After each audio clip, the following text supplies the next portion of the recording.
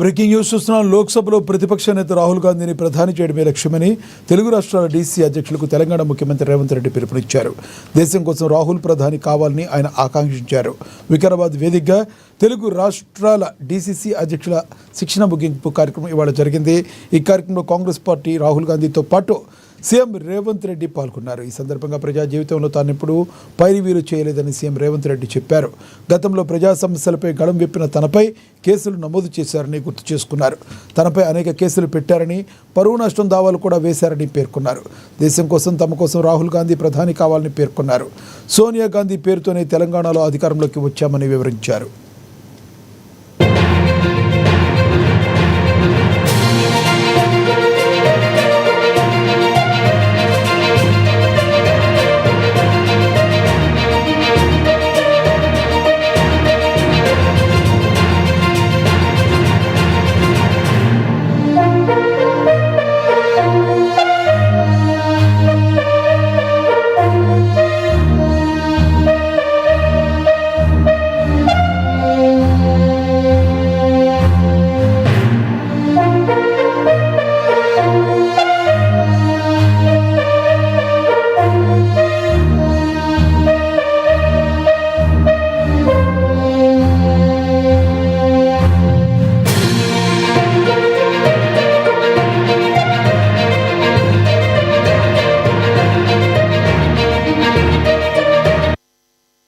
లోక్సభలో ప్రతిపక్ష నేత రాహుల్ గాంధీని ప్రధాని చేయడమే లక్ష్యమని తెలుగు రాష్ట్రాల డీసీసీ అధ్యక్షులకు తెలంగాణ ముఖ్యమంత్రి రేవంత్ రెడ్డి పిలుపునిచ్చారు. దేశం కోసం రాహుల్ ప్రధాని కావాలని ఆయన ఆకాంక్షించారు. వికారాబాద్ వేదికగా తెలుగు రాష్ట్రాల డీసీసీ అధ్యక్షుల శిక్షణ ముగింపు కార్యక్రమం ఇవాళ జరిగింది. ఈ కార్యక్రమంలో కాంగ్రెస్ ఎంపీ రాహుల్ గాంధీతో పాటు సీఎం రేవంత్ రెడ్డి పాల్గొన్నారు. ఈ సందర్భంగా ప్రజా జీవితంలో తానెప్పుడు పైరవీలు చేయలేదని సీఎం రేవంత్ రెడ్డి తెలిపారు.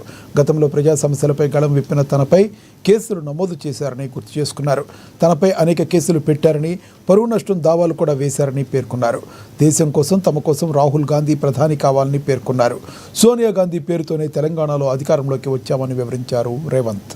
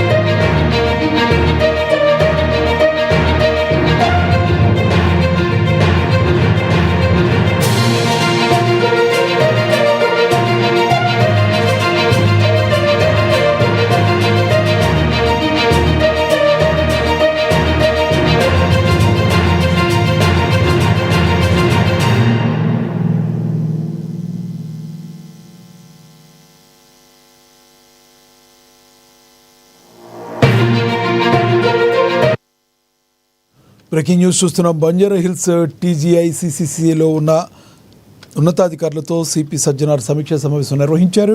హోలీ పండుగ సందర్భంగా ఎవరి మీద పడితే వాళ్ల మీద రంగులు చల్లటం, ఇష్టం వచ్చినట్లు రోడ్డు మీద తిరగడం చేయొద్దని హెచ్చరించారు. హోలీ రోజు ఉదయం 6 గంటల నుంచి సాయంత్రం 6 గంటల వరకు పోలీస్ యాక్ట్ అమల్లో ఉంటుందని, ఎవరైనా ఇష్టారాజ్యంగా వ్యవహరిస్తే కఠిన చర్యలు తీసుకుంటామని సజ్జనార్ హెచ్చరించారు. తెలియని వ్యక్తులపై రంగులు చల్లితే కఠిన చర్యలు తీసుకుంటామని చెప్పారు. హోలీ పండుగ సందర్భంగా హైదరాబాద్లో పోలీస్ యాక్ట్ అమల్లో ఉంటుందని హెచ్చరించారు.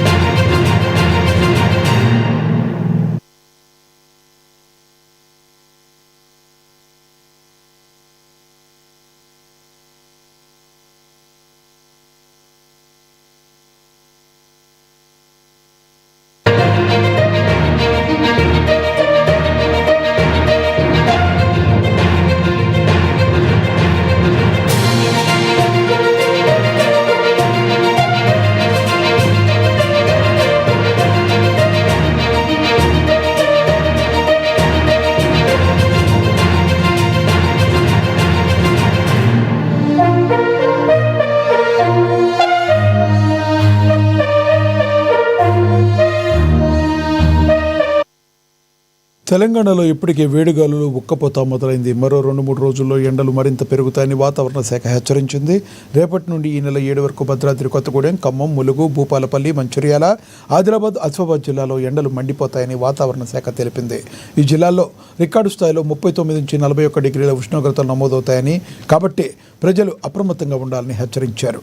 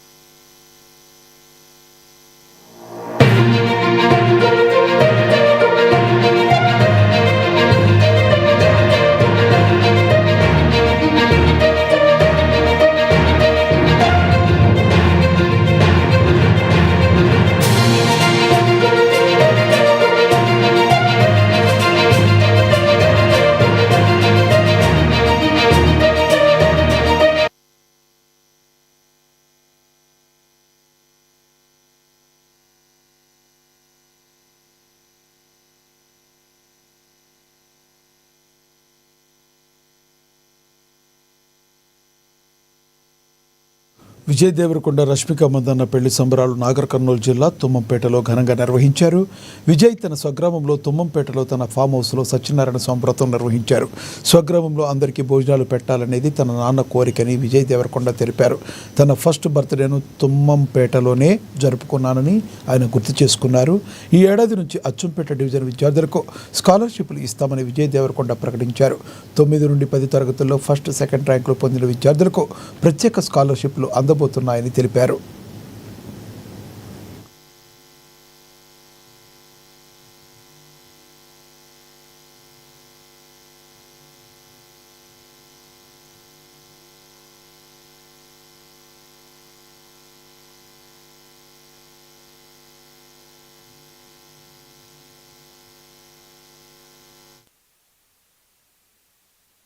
నాకు పెళ్లి చేసుకున్న తర్వాత ఇమీడియట్లీ ఊర్లో ఏదో ఒక పర్మనెంట్లీ ఏదో చేయాలనిపించింది.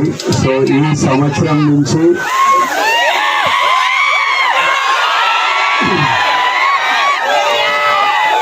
దేవరకొండ ఫౌండేషన్ ద్వారా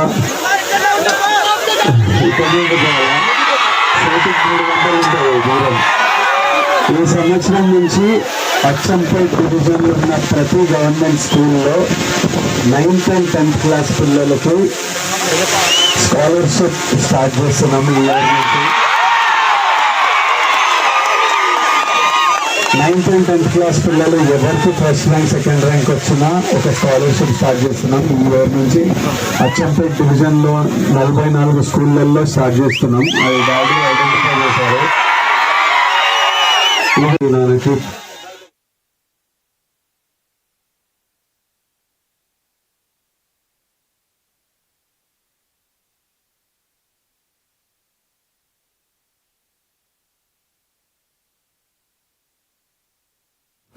కామారెడ్డి జిల్లా బాన్సువాడలో ఇటీవల జరిగిన ఘటనపై కేంద్ర మంత్రి బండి సంజయ్ కాంగ్రెస్ ప్రభుత్వంపై మండిపడ్డారు. బీజేపీ కార్యాలయంలో బాధితులను పరామర్శించిన ఆయన అనంతరం కీలక వ్యాఖ్యలు చేశారు. కేవలం ఎంఐఎం పార్టీని ప్రసన్నం చేసుకోవడానికి అమాయక హిందువులను జైలుకు పంపుతున్నారని ఆరోపించారు. రాష్ట్రంలో దేవాలయాలపై దాడులు జరుగుతున్నా ప్రభుత్వం పట్టించుకోవడం లేదని, హైడ్రా పేరుతో పేదల ఇళ్లను కూల్చేస్తూ సామాన్యులను రోడ్డును పడేస్తుందని మండిపడ్డారు. తెలంగాణలో ఎమర్జెన్సీ రోజులు కనిపిస్తున్నాయని, హిందూ సమాజం ఏకం కావాల్సిన సమయం ఆసన్నమైందని ఆయన పిలుపునిచ్చారు.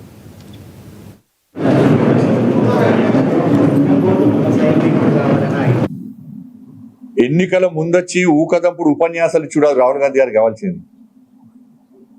ఇవాళ ఏ మాత్రము ఈ తెలంగాణ రాష్ట్రంలో పేద ప్రజల మీద అభిమానం ఉంటే, నీకు చిత్తశుద్ధి ఉంటే, నువ్వు ఎన్నికల ముందు మాట్లాడడానికి కట్టుబడి ఉన్నట్టయితే ఇవాళ రాహుల్ గాంధీ గారు పోవాల్సింది శిక్షణా శిబిరాలకు కాదు, హైడ్రా కూల్చివేతలో పేద ప్రజలు పడ్డ ఇబ్బందులు, గాంధీ విగ్రహం పేరుతో మూసీ ప్రాంతంలో పేద ప్రజల ఇల్లు కూలగొట్టిన ప్రాంతాన్ని, ఖమ్మంలో అక్రమంగా 800 ఇండ్లు భూదాన్ పేరుతోని కూలగొట్టిన ప్రాంతాన్ని రాహుల్ గాంధీ గారు సందర్శిస్తే రేవంత్ రెడ్డి గారి పాలన, కాంగ్రెస్ పార్టీ పాలన విషయంలో ప్రజలు ఏమనుకుంటున్నారో రాహుల్ గాంధీ గారికి తెలుస్తుంది. సోషల్ మీడియాలో బండ బూతులు తిడుతున్నారు, అని తెలుగు రాదా, బూతులు తిడుతున్నారు. దాంతోపాటు బాన్స్వాడలో జరిగినటువంటి ఈ దారుణ సంఘటన విషయంలో ఈ రోజు ఇక్కడ మీ మీడియా ముందే ఇక పేద ప్రజలు ఉన్నారు, ఇక్కడ వాళ్ళని కలిస్తే రాహుల్ గాంధీ గారికి విషయాలు తెలుస్తాయి. ముత్యాలమ్మ గుడిని సందర్శించాలి, దాడి జరిగిన విషయం తెలుసుకోవడానికి. జుబ్లీస్ పెద్దమ్మ తల్లి గుడిని సందర్శించాలి, ఏ విధంగా దాడి జరిగిందని చెప్పండి. హైదరాబాద్ లో 3 దేవాలయం, చాంద్రాయణ గుట్టతో పాటు 3-4 దేవాలయం దాడులు జరిగినాయి. హనుమాన్ టెంపుల్ దాడులు జరిగినాయి. పురాతన చరిత్ర గెలవడి హనుమాన్ దేవాలయం దాడులు జరిగినాయి. దాన్ని సందర్శించాలి రాహుల్ గాంధీ గారు. షాద్నగర్ లో జరిగినటువంటి నవగ్రహాల గుడి మీద జరిగిన దాడి గురించి రాహుల్ గాంధీ గారు సందర్శించాలి. సంతోష్ నగర్ లో జరిగిన దాడుల సంఘటన విషయంలో రాహుల్ గాంధీ గారు సందర్శించాలి. ఈ తెలంగాణ రాష్ట్రంలో దేవాలయాల మీద జరుగుతున్న దాడుల గురించి, ఆ దాడులు జరిగిన సంఘటనల పరిస్థితులు తెలుసుకోవడానికి వాటిని సందర్శిస్తే ఇవాళ తెలంగాణ ప్రజలు హర్షిస్తారన్న విషయాన్ని రాహుల్ గాంధీ గారు గుర్తుంచుకోవాలి. ఏం శిక్షణ ఇస్తారు మీరు? నాగర్ కర్నూలు జిల్లా కలకుర్తి నియోజకవర్గం ఆకుతోటపల్లిలో చారిత్రాత్మక చర్చి 102 సంవత్సరాల వేడుకలు ఘనంగా జరిగాయి. ఈ వేడుకలకు ఎంపీ మల్లు రవి, ఎమ్మెల్యే కసిరెడ్డి నారాయణ రెడ్డి ముఖ్య అతిథిగా హాజరయ్యారు. శతాబ్ద కాలంగా ఆధ్యాత్మిక సేవలు అందిస్తున్న చర్చి సేవలను వారు కొనియాడారు.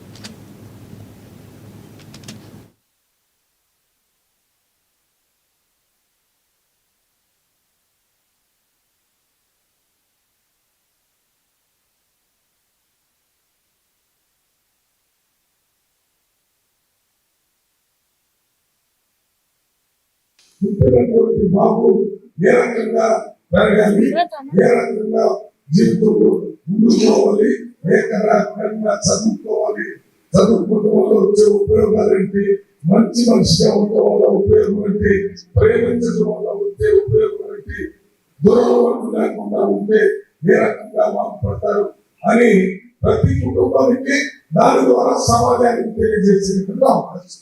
మన భారతదేశంలో రాజ్యాంగాన్ని రాస్తున్నాం.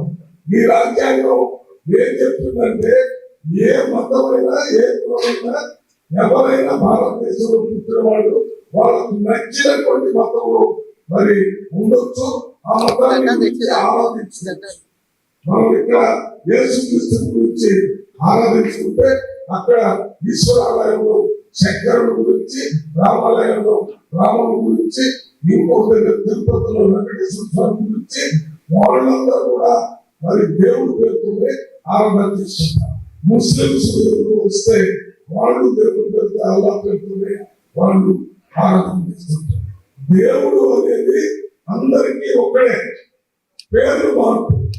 మన దగ్గర హన్మకొండ జిల్లాలోని ప్రభుత్వ కాకతీయ డిగ్రీ కళాశాలలో ఉద్రిక్తత చోటు చేసుకుంది. సౌకర్యాల లేమి, అధ్యాపకుల నిర్లక్ష్యంపై విద్యార్థులు కన్నెర్ర చేశారు.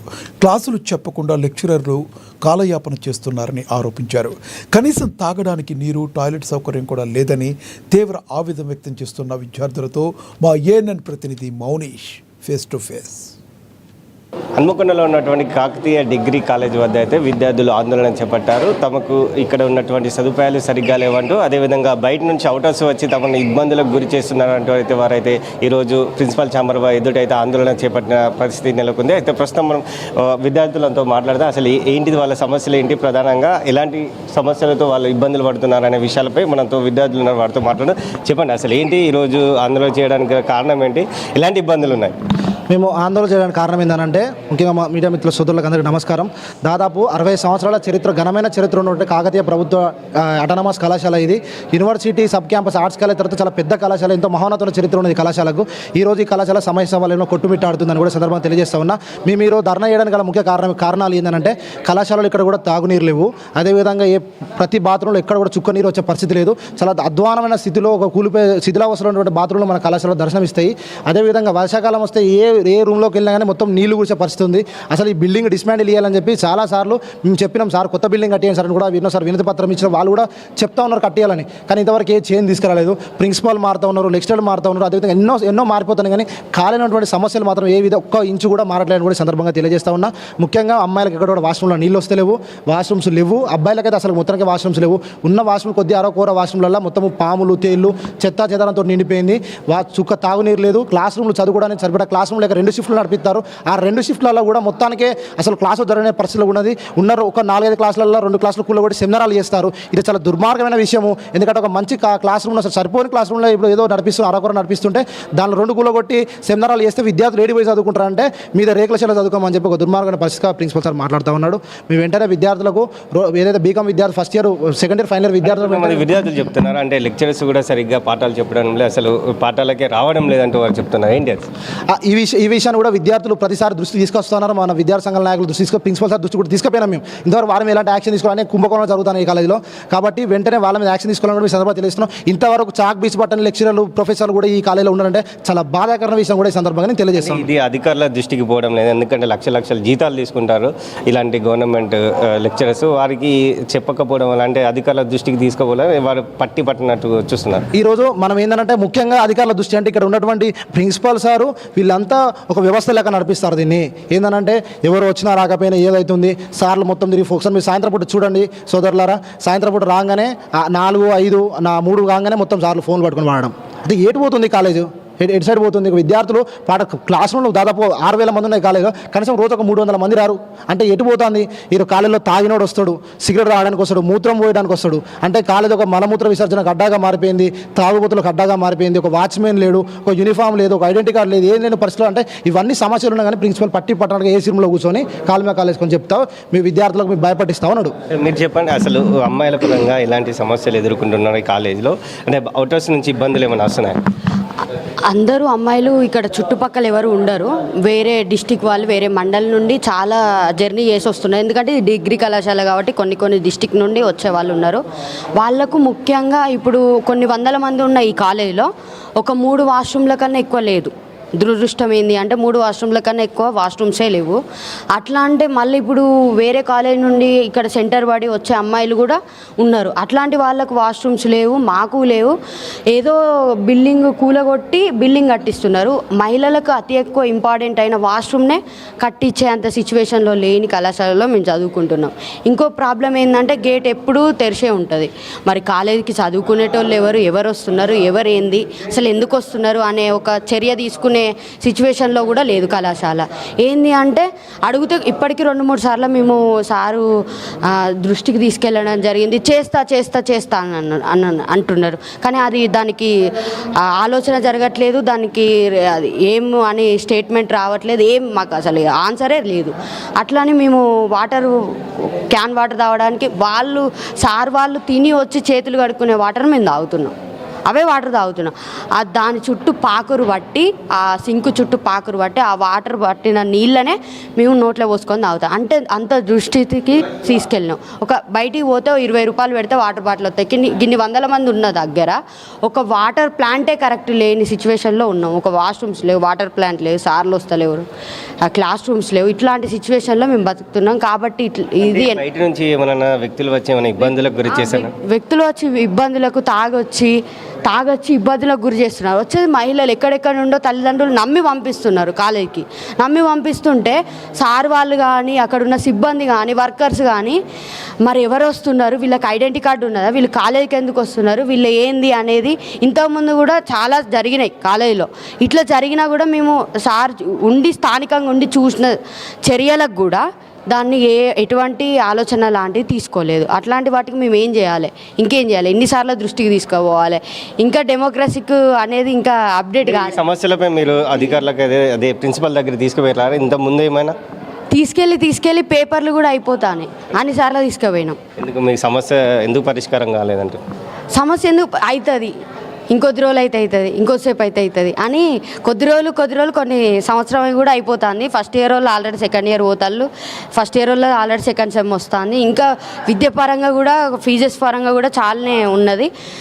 మేము అది కూడా చెప్పాము. అది ఈ యూనివర్సిటీ ఫీజు కన్నా అటానమస్ ఫీజే, ఒక్క సబ్జెక్టు ఫెయిల్ అయినా 7 సబ్జెక్టులు పోయినా అదే ఫీజు కట్టిస్తారు. మాకు అటానమస్ ఏం ఫలితం కూడా జరగలేదు. అట్లా ఎవరు లోపలికి వెళ్తున్నారు, క్లాసులు చెప్తున్నారు లేదా టైంపాస్ చేస్తున్నారు, వస్తున్నారు. ఇట్లాంటివి చాలా మేము తీసుకొని పేపర్లు ఏమన్నా అంటే సార్ అంటాడు కదా, పేపర్ స్టేట్మెంట్ రాసేయండి, లెటర్ రాసేయండి. అట్లాంటి లెటర్లు అట్లాంటి స్టేట్మెంట్లు ఎన్నో ఈ మధ్యకాలంలో ఎన్నోసార్లు ఇచ్చినాం. దానికి ఎటువంటి చర్య రాలే, దానికి మేము ఏం చేయలేము. ఇది విద్యార్థులు చెప్తున్న విషయం.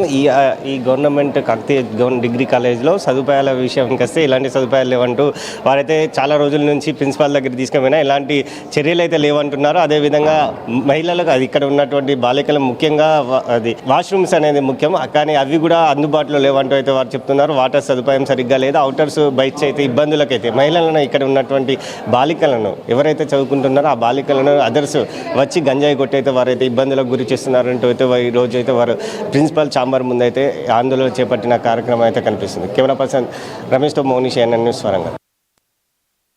నేరాల నియంత్రణలో సీసీ కెమెరాల పాత్ర అత్యంత కీలకమని సిద్దిపేట పోలీస్ కమిషనర్ రష్మి పెరుమాళ్ అన్నారు. సురక్ష నేత్ర కార్యక్రమంలో భాగంగా కొత్తూరు గ్రామంలో ఏర్పాటు చేసిన 20 సీసీ కెమెరాలను ఆమె ప్రారంభించారు. జిల్లా వ్యాప్తంగా అన్ని గ్రామాల్లో సీసీ కెమెరాలు ఏర్పడే లక్ష్యంగా పనిచేస్తున్నామని, నేరస్తులను పట్టుకోవడంలో టెక్నాలజీ ప్రధాన భూమిక పోషిస్తుందని ఆమె ఈ సందర్భంగా పేర్కొన్నారు.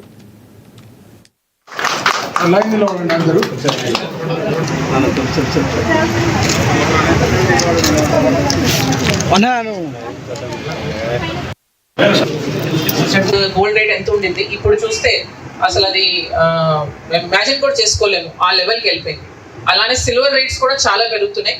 సో ఇట్లాంటి మార్కెట్ ట్రెండ్స్ ఇలా ఉన్నప్పుడు క్రైమ్ ట్రెండ్స్ కూడా దాని ప్రకారమే వస్తుంటాయి. సో మీ అందరికీ నా రిక్వెస్ట్, ఎస్పెషలీ ఆడవాళ్ళు, మార్నింగ్ టైంలో మీరు ఇంటి బయట ముగ్గు వేసుకుంటూ, లేదంటే ఈవినింగ్ టైంలో వాక్ చేస్తూ, ఏదైనా మార్కెట్కి వెళ్ళి రిటర్న్ వస్తున్నప్పుడు కొంచెం ఏరియా గురించి అవగాహనలో ఉండాలి. ఎవరు మిమ్మల్ని అబ్జర్వ్ చేస్తున్నారు, మీ అందరు కూడా తెలుసు ఇట్లాంటి చిన్న చిన్న స్నేల్ స్నాచింగ్ ఇన్సిడెంట్స్ జరుగుతున్నాయి. ఇంటి దగ్గర ఉన్నప్పుడు కూడా గేట్ తలుపు లేకుండా ఇంటి దగ్గర ఉన్న వాళ్ళు సీనియర్ సిటిజన్స్ వాళ్ళు బయట కూర్చొని ఉంటారు. ఎవరైనా వచ్చి మాట్లాడాలని ట్రై చేస్తే ఇమీడియట్గా వాళ్ళకి రెస్పాండ్ చేస్తాము. మంచినీళ్ళు తీసుకొని రమ్మని చెప్తే లోపలికి వెళ్ళిపోయి, సో ఇట్లాంటి చిన్న చిన్న ఇన్సిడెంట్స్ అవుతున్నాయి. దాని వలన మీరు ఈ చైన్ స్నాచింగ్ లేదంటే ఏదైనా ఇట్లా దొంగలు పడే పాసిబిలిటీ ఉంటుంది. సో మీ ఏరియాలో ఏం జరుగుతుంది గోల్డ్. ద్విచక్ర వాహనదారుల భద్రత లక్ష్యంగా మల్కాజ్గిరి ట్రాఫిక్ పోలీసులు వినూత్న కార్యక్రమానికి శ్రీకారం చుట్టారు. నేరెడ్మెట్ వాయుపురి హెల్మెట్ ధరించని వాహనదారులకు అవగాహన కల్పిస్తూ హెల్మెట్ బ్యాంకును అదనపు ట్రాఫిక్ డీసీపీ లక్ష్మి ప్రారంభించారు. హెల్మెట్ లేని వారి జరిమానా విధించడమే కాకుండా తాత్కాలికంగా ఓ హెల్మెట్ను అందించారు. కొత్తది కొన్నాక తిరిగి డిపాజిట్ చేయాలని డీసీపీ లక్ష్మి సూచించారు.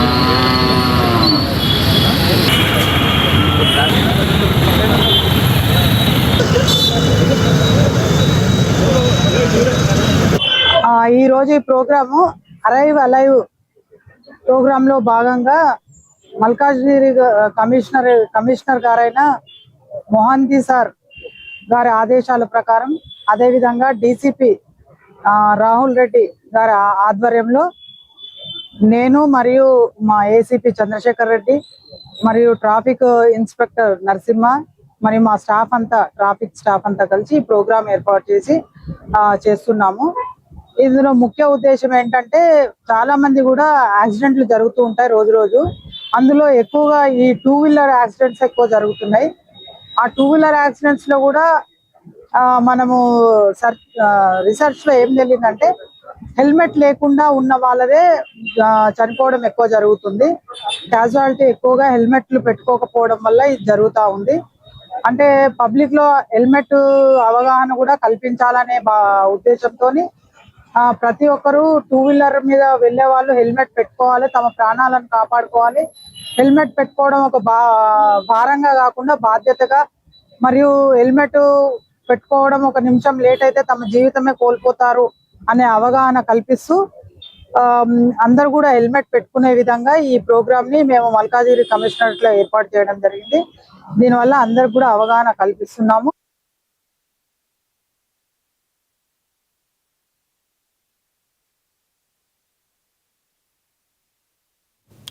ఈ బులెటిన్ అప్డేట్స్